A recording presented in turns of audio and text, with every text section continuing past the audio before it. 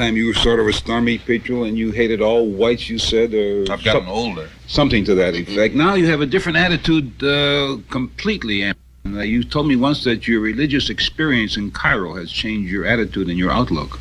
Well, as a Muslim, since I left Elijah Muhammad's Black Muslim movement, I should say since they put me out, because that's what they did, I've had a chance to do some traveling, and travel does broaden your scope. And as a Muslim whose religion is Islam, as it is practiced and taught in the Muslim world, I realize that it is impossible to call oneself a Muslim, to call one's religion Islam, and at the same time judge a man by the color of his skin. When I went to Mecca, I was faced with this decision. I was faced with the decision of believing what Elijah Muhammad had taught me and using the criteria of judgment, the color of the skin, or I had to accept Islam as it was taught in the Muslim world, which doesn't use color as the color of the skin as the criteria. Rather, in the Muslim world, in the religion of Islam, you judge a man by his behavior, by his conscious behavior, by his intentions, by his deeds. This is the yardstick by which a person is judged. This poses two very interesting things. In other words, you no longer believe, as Elijah Muhammad has been quoted as saying, that all white men are devils. You have changed that thinking. If what Elijah Muhammad says, that all white men are devils, then you have the king of Arabia, King Faisal, who is white. He is the keeper of the holy city of Mecca. And many other Arabs there on the Arabian, not only in Arabia, but in Egypt, in Algeria, and other places. They are, from all appearances, white. Now this poses a second problem I'd like to get your opinion on. Of course, you may be biased because you no longer are a member of the so-called black Muslims. But is the black Muslim a religion or not? Because this is coming up in the case in Chicago where a prisoner in Statesville converted from Roman Catholicism to the black Muslims, and he demanded to be able to be allowed to practice his religion in the jail. The warden denied this because he said the black Muslim was not a bona fide religion. Well, how do you feel about that? I want to answer that with this explanation first. Number one, no one can use me against Elijah Muhammad or against the black Muslim movement. On the other hand, anything that Elijah Muhammad says or does, or the black Muslim movement says or does, which I feel is against the best interests of the black community, then I'll attack it myself. But I won't attack it because someone sicks me on it. I don't let anybody use me to fight their battles.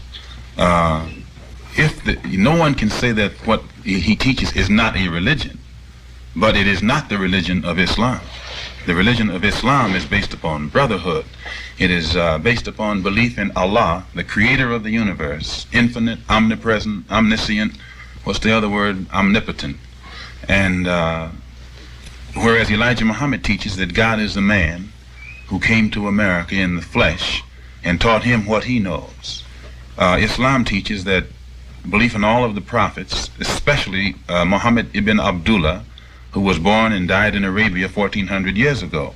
And the Muslim believes that Muhammad of Arabia was the last prophet, last messenger, whereas Elijah Muhammad teaches that Muhammad of Arabia was not a prophet, he was an enthusiast, and that he himself, Elijah, is the prophet. So that what he's teaching, as his son Akbar said in a press conference in Cairo a couple of weeks ago, what Elijah Muhammad is teaching is diametrically opposed to the principles of Islam. And the Muslim world itself, at the religious officials at Mecca and the religious officials at Al-Azhar, which is the top authority on Islamic theology, totally reject what Elijah Muhammad teaches as being any phase even of Islam. On the other hand, what he's teaching can easily be defined as a religion, but it cannot be labeled Islam. And whereas the brother in prison is concerned, I learned about Islam in prison myself. And I think that if the penal authorities were far-sighted enough to permit the religion of Islam, real Islam, true Islam, to be taught in prison by qualified Islamic religious leaders, as they let Judaism, Catholicism, and the Protestant religion be taught there, then many of our people who are in prison wouldn't be misled like I myself was. Because there's a vacuum in this country where Islam is concerned, and the black Americans know less about the religion of Islam than anybody else, the true religion of Islam.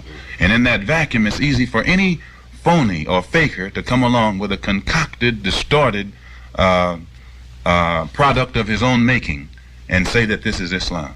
Are you, by inference, saying that Elijah Muhammad is a faker and a If phony? Elijah Muhammad really believed in the same God that I believed in, I believed in Elijah Muhammad stronger than he believed in himself. I believed in his God more than he did. And I was not aware of this until I found he was confronted with a crisis in his own personal moral life, and he did not stand up as a man. Anybody can make a moral mistake, but when they have to lie about it and will be willing to see that murder is committed to cover up their mistake, not only are they not divine, they're not even a man. If a man sits as a judge and a woman is brought in front of him and charged with adultery, and the judge himself is the one with whom she committed adultery, but the judge stands up and berates the woman, in order to make no one even suspect that he is the real criminal who was involved with the woman, and humiliates her, and then sentences her into isolation, completely destroys her reputation, with no kind of protection for her or of her whatsoever, and she takes it. She loves him so much and believes so strongly in his sense of justice so much, she allows herself to be projected almost as a prostitute. And that man permits this, then that's not a man. To have gotten weak for a woman is one thing. It's human and it's natural. But after getting weak and completely destroying her reputation, to do nothing whatsoever to protect her as a woman, then he's not a man. And to commit murder and to see followers line up to kill each other and to mutilate each other, then this is not a man. Doesn't Elijah Muhammad preach nonviolence and no use of guns and weapons and so forth? When I was in the Black Muslim movement, we never carried weapons. We were taught against that, and we were never taught that. We never actually fought at any time. We were told that God was going to come, and do all these things. When the Muslim brothers were beaten in Louisiana, we weren't allowed to fight back. Nothing was done to equalize the situation. Elijah told us that God would come and do it. But to show you that there's lack of consistency, now he orders his followers to go out and attack each other, to mutilate each other. If the ability, the talent, the skill, the know-how that the Black Muslim brothers have been trained into were used against organizations like the Ku Klux Klan or the White Citizens Council or the racist elements in this country, then I could somewhat go along with the present trend of their fighting each other too. But when all of their physical energy is expended only fighting each other, then I say something is wrong. Are you trying to tell us that there's been an attack on your life because of your withdrawal or dismissal from the Muslim organization? I've had several. You have? And just thanks to Allah, so far I've been successful. But I'm like this. I believe that when you're a black man born in this particular society, you are faced with certain dangers already. You get used to it. And plus, the stand that I took when I was in the Black Muslim movement was uncompromising. I defended an indefensible position, I think, and he was that indefensible position. Anybody who defends an indefensible position as well as I did, they must have believed in it. You want to apologize to me for our first argument many years ago? No, I won't apologize for this reason. You see, I don't think that the burden is upon any black man in this society to apologize for any stand that he takes, for this reason. Most of us are attracted to things extreme, primarily because of the extreme negative condition that we live in and that has been permitted to exist already far too long. Yeah, but our first argument, Brother Malcolm, was not over that condition, which I readily admitted. Mine was over the position of the black Muslim, the very thing that you are now denouncing. And let me say this. Mind you, when I denounced it, I said this, that I'm not denouncing it because society wants me to, or some agency wants me to, and I'm not denouncing, I can explain its existence and defend its existence. The burden... That's because you're very glib and very able with words. The black Muslim movement is the result of the failure of a society.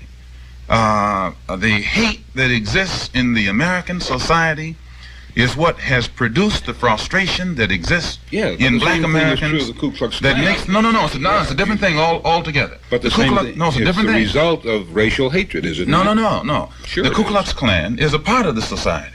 It's a result of racial hatred. No, the Ku And Klux your Klan... black Muslim is a result of the racial hatred at the other end. Sir, the Ku Klux Klan is a part of a society which has absolutely failed in its to fulfill its promise for 22 million black Americans. And it is a part of that society that has been used to frighten the black Americans into taking positive action to eliminate the negative conditions. Now, the black Muslim movement is the result of frustration that exists among black people and who see no hope of the society itself creating a real door, so they take the door that is placed in front of it. Now, I myself, as I said, am a Muslim who believes in brotherhood and who believes not in judging a man by the color of his skin. But on the other hand, I have to face the reality of the fact that I live in a society in which brotherhood has not become a reality. And because of that, then I have to take a stand that is uncompromising on the side of my people against anything or any person that stands in the way of our being recognized and accepted as human beings in the same context with all of humanity. We have to pause here for a message, but before we do, I'd like to make a point that we knew that Malcolm probably would say some derogatory things about Elijah Muhammad, and we asked the black Muslims, or the Muslims as they prefer to be called, to have a representative here, either in person or on the hotline. They declined, but they said they may have an answer here next week. They want to answer when I'm not here to... I'm right. I would agree with you. We'll pause for a message, and we'll be back with some new guests. We'll say goodbye to this group and welcome some new guests right after this message.